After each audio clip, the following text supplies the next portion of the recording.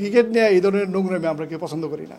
এর কিভাবে যে আমি তো পুলিশে বলছি সিসি ফুটেজ দেখো, সবার মনে এটা যাচ্ছে আসলে ক্রিকেটটা আসলে কোন দিকে যাচ্ছে। তানভীর সাহেবকে আমি কোনোদিন সামনাসামনি দেখি নেই, ওনার সাথে কোনোদিন আবার কিন্তু কোনো ব্যাপারে কোনো আলোচনা হয়নি। আমি তো এখানে ইনভলভ না, আর আমি এই ক্লাবগুলির মালিকও না। ওনার 4টি ক্লাবই কিন্তু বিক্রি করে দিয়েছে। প্রথমে আমি কালকের ব্যাপারটা একটু ক্লিয়ার করতে চাই সবাইকে একটু, কারণ আপনাদের মধ্যে অনেকেই নিউজ করছে আমাকে নিয়ে।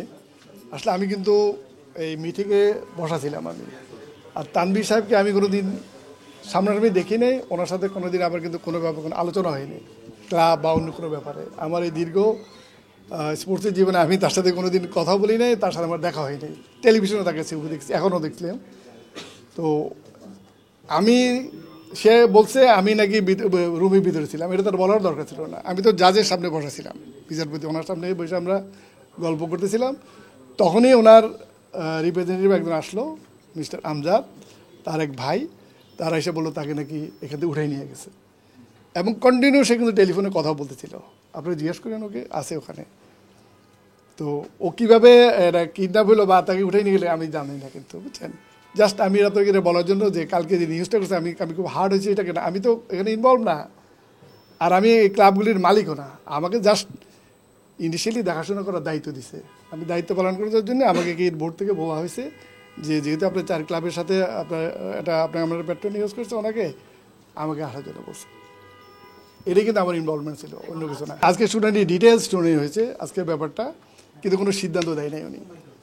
আমি মানে যেটা আপনাদের বলতে চাই, উনি যে কাগজপত্রগুলি আমাদের কাছে চাচ্ছে, বিশেষ করে আমাদের কাছে তানভীরের কাছে, সেই কাগজপত্রগুলি যেমন ব্যাংক অ্যাকাউন্টের ডিটেলস লাগবে, কীভাবে কার থেকে আসলো। ক্লাবগুলি কিন্তু মালিকানা না, উনি চাচ্ছে মালিকানা দলিলপত্র কিছু আছে কিনা। এই ক্লাবগুলি কিন্তু মালিকানা, ম্যাক্সিমাম মালিকানা না। কিন্তু আপনার যারা এটা মহল্লা একটা ক্লাব হয়ে যায়, লাইকে উদয়াচল ক্লাবের কথা বলি আমি, এটা নাজমুল হাসান পাপঞ্চলের একটা প্রেসিডেন্ট, এটা ইকবাল রোডে একটা ক্লাব, কিন্তু এটা কিন্তু মালিকানা না। এই ধরনের তো যে 4টা ক্লাব, এটা কিন্তু মালিকানা না। একটা কমিটি আছে, কমিটি রান করে একটা পরে একটা। আমি ওনাদের 2019 থেকে যে কমিটিগুলি রান করতেছিল, সেই কমিটির সমস্ত লিস্ট দিয়ে দিয়েছি, যেটা আমি দিয়েছি আজকে, যেটা আমাদের ক্রিকেট বোর্ডে প্রযোজ্য। সেটা হচ্ছে 2019 থেকে কারা এই ক্লাবের প্রেসিডেন্ট সেক্রেটারি ছিল। এটা ক্রিকেট বোর্ডে কিন্তু প্রেসক্রাইব ফর্ম আছে, ইয়ার ওয়াইজ এই লিস্টগুলি কিন্তু দেয় প্রত্যেক ক্লাবকে, যারা প্রেসিডেন্ট সেক্রেটারি, সেটা আমরা সাবমিট করছি। কারা কাউন্সিলর, গত 2021-এ যারা কাউন্সিলর, সেই লিস্ট ওনাকে দিয়েছি আমি। এবং উনি আমাদের বলছে ব্যাঙ্ক অ্যাকাউন্ট, তো ব্যাঙ্ক অ্যাকাউন্টগুলি তো এটা আমার কাছে না, এই মুহূর্তে দেওয়া যাবে না, সময়ও নাই। তো আমি ওনাকে বলে দিচ্ছি ব্যাঙ্ক অ্যাকাউন্টে আমরা প্রপারলি দিতে পারবো না, কারণ এটা আমি একটা রিসিপ্ট দেখাইছি ওনাকে, ক্রিকেট বোর্ড থেকে কীভাবে আমরা টাকাটা পাই, চেকগুলি পাই, ওই পুরো লিস্ট ওনাকে দিয়েছি আমি, যে কারা কারা টাকা রিসিভ করে ক্রিকেট বোর্ড থেকে। কারণ ক্রিকেট তো বিভিন্ন সময় টাকা দেয় এই ক্লাবগুলিকে, বিভিন্ন ইস্যুতে টাকা দেয়। এই সমস্ত কাগজপত্র কিন্তু আমরা সাবমিট করেছি। উনি বলছে ওনারা তো অনেক একটা গ্রুপ ইয়ের আর কি, আমাদেরও লয়ার আছে, ওনার সাথে আছে, ক্রিকেট বোর্ডের আছে। তারা বলছে আমরা এটা সিদ্ধান্ত পরে জানাবো কালকে। এটা আমরা ওনাকে সাবমিট মানে হামলি ওনাদেরকে আমরা, বিশেষ করে আমি ওনাকে অনেকভাবে রিকোয়েস্ট করছি, দেখেন ইলেকশন সামনে, ক্লাবগুলিও চলতে হবে, তো আপনি যে কোনোভাবে হোক এটারে মানে এত ডিটেলস না গিয়ে যেটা সত্যি সেই পক্ষে আমরা রায় দেন। আপনাকে আমরা রিকোয়েস্ট করে আসছি, এবং উনি বসে উনি দেখবে। এবং উনি, আমি সত্যি কথা বলি, উনি যে ধরনের কাগজপত্র চাইছে, আমি আবারও বলতেছি, এগুলি কোনো ক্লাবের পক্ষেই সম্ভব না। এটা মহামেডান ক্লাবও না, আমারই ক্লাব না যে সব কাগজে আপ টু ডেট থাকবে। এইসব ক্লাবগুলি চলে এইভাবে, আপনারা জানেন, 3rd division, 2nd division, 3rd first division. তো আমাদের হাম্বল রিকোয়েস্ট ওনাকে আমরা বলে আসছি।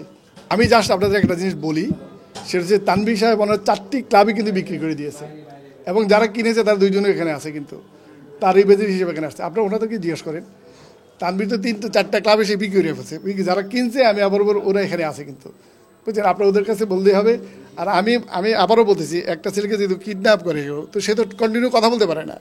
সে এখানকার লয়ারদের সাথে কথা বলছে, সে তার ভাইয়ের সাথে কথা বলছে, যাদের কাছে ক্লাব বিক্রি করেছে তারাও তার সাথে কন্টিনিউ কিন্তু টেলিফোনে কথা বলছে। তো কেউ যদি কিডন্যাপ করে, জাস্ট এটা আমার কথা আর কি, কিডন্যাপ করে তো সে এইভাবে কথা বলার কথা না।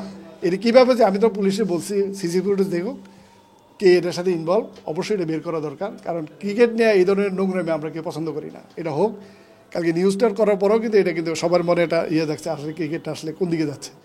তা আমি কোনো অবস্থায় ব্যক্তিগতভাবে চাই না ক্রিকেটটা কোনো নোংরের পর্যায়ে চলে থাকে পাবো না আমরা আমি স্পোর্টসের সাথে জড়িত আছি 1993-তে আসলে আজকের মিটিংয়ে আমি অনেকগুলি অবজারভেশন ছিল আমি দেখছি আমাদের সিসিডিএমের কাছে যে রক্ষিত কাগজপত্র আছে দিস নট এনাফ হ্যাঁ এগুলি আমি মনে করি ক্রিকেট বোর্ড আরও নতুন করে সুন্দর করে সাজানো উচিত বিশেষ করে ক্লাবগুলির ব্যাপারে এত মানে রিল্যাক্স করলে আসলে হয় না মানে এগুলি আরও একটু মানে কাগজপত্র সব ঠিকঠাক করে এই ক্লাবগুলি পরিচালিত করা উচিত মনে করি